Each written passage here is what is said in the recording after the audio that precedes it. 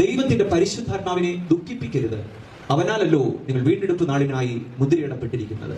അപ്പോൾ പരിശുദ്ധാത്മാവിനെ വാങ്ങിയതിനു ശേഷമായി പരിശുദ്ധമായ ഒരു ജീവിതം നയിക്കുവാൻ നിയമിക്കപ്പെട്ടിരിക്കുന്ന ഒരു വ്യക്തി പരിശുദ്ധാത്മാവിനെ ദുഃഖിപ്പിച്ചാൽ വീണ്ടെടുപ്പ് നാള് അല്ലെങ്കിൽ വിവാഹ ദിനം നമുക്ക് നഷ്ടമായി പോകും.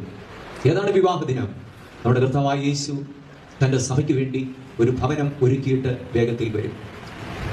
യോഹന്നാന്റെ സുവിശേഷം 14-ാം അധ്യായത്തിന്റെ പ്രാരംഭ വാക്യത്തിൽ നാം ഇപ്രകാരം വായിക്കുന്നു. അവിടുന്ന് വായിക്കുന്നത് ഇപ്രകാരമാണ്: നിങ്ങളുടെ ഹൃദയം കലങ്ങിപ്പോകരുത്, എന്നിൽ വിശ്വസിപ്പീൻ, എന്റെ പിതാവിലും വിശ്വസിപ്പീൻ. എന്റെ പിതാവിന്റെ ഭവനത്തിൽ അനേകം വാസസ്ഥലങ്ങളുണ്ട്, ഇല്ലെങ്കിൽ ഞാൻ നിങ്ങളോട് പറയുമായിരുന്നു. ഞാൻ പോയി സ്ഥലമൊരുക്കിയാൽ ഞാൻ ഇരിക്കുന്ന ഇടത്ത് നിങ്ങളെ ഇരുത്തേണ്ടതിന് വീണ്ടും വന്ന് നിങ്ങളെ എന്റെ അടുക്കൽ ചേർക്കും. ഈ വാക്യവും യേശു പറയുമ്പോൾ അത് യഹൂദ നാട്ടിലെ ആ പാരമ്പര്യ ക്രമത്തിന്റെ അടിസ്ഥാനത്തിൽ പറഞ്ഞ ഒരു വാക്കാണ്. എന്താണ് യഹൂദ നാട്ടിലെ വിവാഹത്തോട് ബന്ധപ്പെട്ടുള്ള ആ പാരമ്പര്യം? ഒരു വരൻ തന്റെ ഭാര്യയെ വിവാഹ നിശ്ചയം കഴിഞ്ഞാൽ, അല്ലെങ്കിൽ അവളെ വിവാഹ നിശ്ചയം കഴിഞ്ഞതിന് ശേഷമായി വിവാഹത്തിന് മുമ്പ്, വിവാഹ ദിനത്തിന് മുമ്പായിട്ട് അവൻ മിടുക്കനാണ്, കഴിവുള്ളവനാണെന്ന് തെളിയിക്കുവാൻ അവന്റെ അപ്പന്റെ വീട്ടിൽ സൗകര്യങ്ങളൊക്കെ ഉണ്ടായിരിക്കാം, പക്ഷേ